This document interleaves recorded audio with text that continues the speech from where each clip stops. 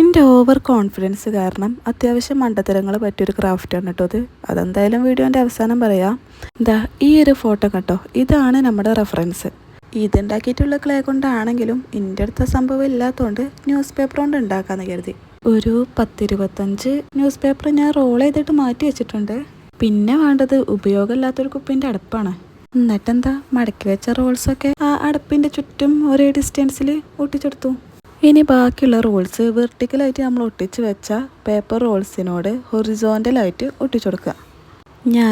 എനിക്ക് കുറച്ച് മണ്ടത്തരങ്ങൾ പറ്റിയെന്ന് പറഞ്ഞിട്ടില്ലേനോ, അതിൽ ആദ്യത്തെ മണ്ടത്തരം ഇതാണ്.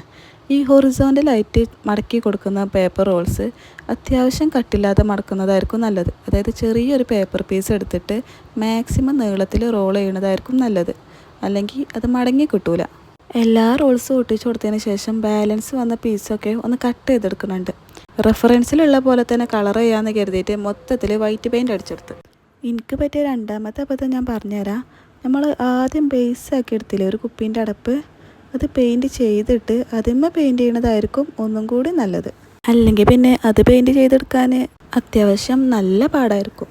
വൈറ്റ് പെയിൻറ്റ് മൊത്തത്തിൽ തീർന്നെങ്കിലും നമ്മുടെ ഐറ്റത്തിന് ഒരു ഫിനിഷിംഗ് ലുക്ക് കിട്ടാത്തതുകൊണ്ട് തന്നെ ഞാൻ പെയിൻറ്റ് ഒന്ന് ചേഞ്ച് ആക്കി കൊടുത്തു. അതിൽ എൻ്റെ അടുത്ത് ഉണ്ടായതിന് ഒരു വൈറ്റ് ലേസ് അതിനെ മാച്ചാവും തോന്നിയപ്പോൾ അതൊന്ന് റോൾ ചെയ്ത് കൊടുത്തിട്ട് ബൗ വെച്ച് നോക്കിയപ്പോൾ ഒരു രസം കിട്ടാത്തതുകൊണ്ട് തന്നെ ഞാൻ ക്രോഷറ്റ് ചെയ്ത് പഠിച്ചതിന് അന്ന് ഉണ്ടാക്കിയെടുത്ത ഒരു ഫ്ലവർ വെച്ച് കൊടുത്ത്. റെഫറൻസ് പോലെ തോന്നുന്നില്ലെങ്കിലും അത്യാവശ്യം കുഴപ്പമില്ലാതെ കിട്ടിയിട്ടുണ്ട് എന്നാണ് എൻ്റെ ഒരു ഇത്. ഇനി നിങ്ങളെ അഭിപ്രായം പറയുകൊണ്ട് കേട്ടോ. എന്തായാലും ഞാൻ 5-6 മണിക്കൂർ ഇരുന്ന് ഉണ്ടാക്കിയതല്ലേ, അതുകൊണ്ട് ലൈക്കും ഷെയറും സബ്സ്ക്രൈബും ഒന്നും മറക്കണ്ട.